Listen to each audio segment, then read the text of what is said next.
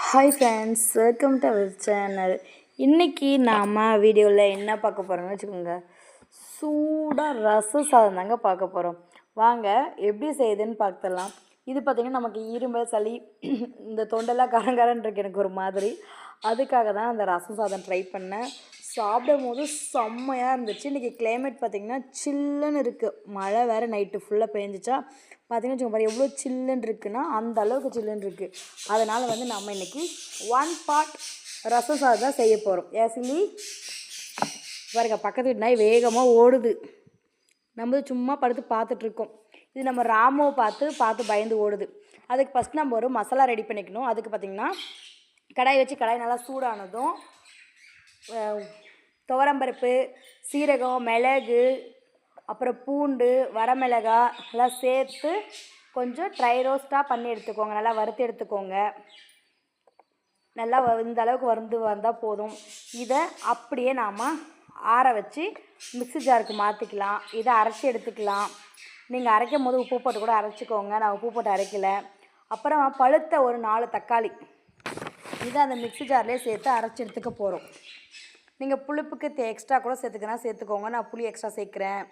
அதனால் 4 தக்காளி சேர்த்துருக்கேன். அரைச்சி எடுத்தாச்சு. இப்போ குக்கர் வச்சுக்கலாம்.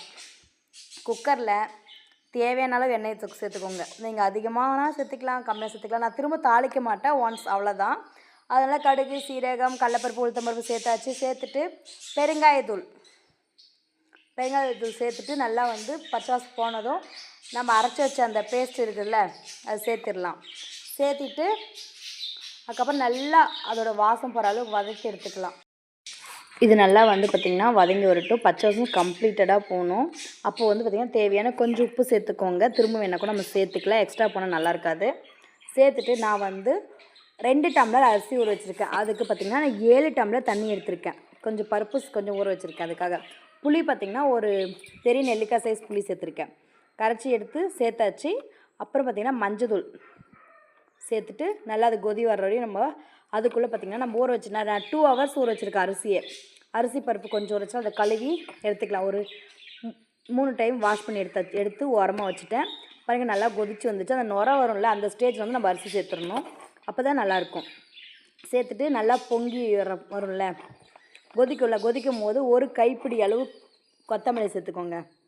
சேர்த்து நல்லா மிக்ஸ் பண்ணிவிட்டு உப்பு காரம் செக் பண்ணிக்கோங்க. நீங்கள் வந்து காரத்துக்கு வேணால் கொஞ்சம் வந்து மிளகாய் தூள் கூட சேர்த்துக்கோங்க. நான் பாப்பா சாப்பிட்றதுனால மிளகாய் தூள் சேர்க்கலை. அதுதான். குக்கர் மூடி ஒரு 5 விசில்.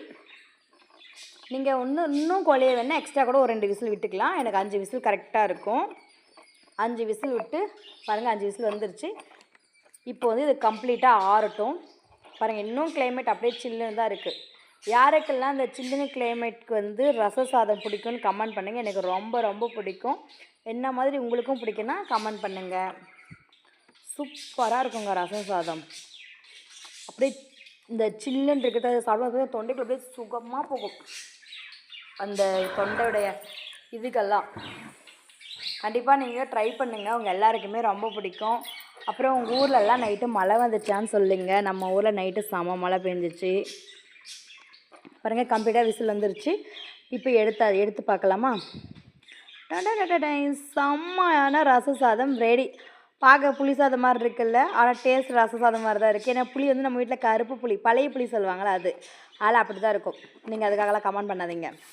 அவ்வளோதாங்க. சூப்பராக சுட சுட சுட சுவையான டேஸ்ட்டில் வந்து பார்த்திங்கன்னா ரச சாதம் ரெடி. கண்டிப்பாக ட்ரை பண்ணி பாருங்கள். உங்களுக்கு பிடிச்சிருந்தால் லைக் பண்ணுங்கள், ஷேர் பண்ணுங்கள். மறக்காமல் நம்ம சேனலை சப்ஸ்கிரைப் பண்ணிவிடுங்க. பாய் ஃப்ரெண்ட்ஸ், நெக்ஸ்ட் வீடியோ பார்க்கலாம். டாடா.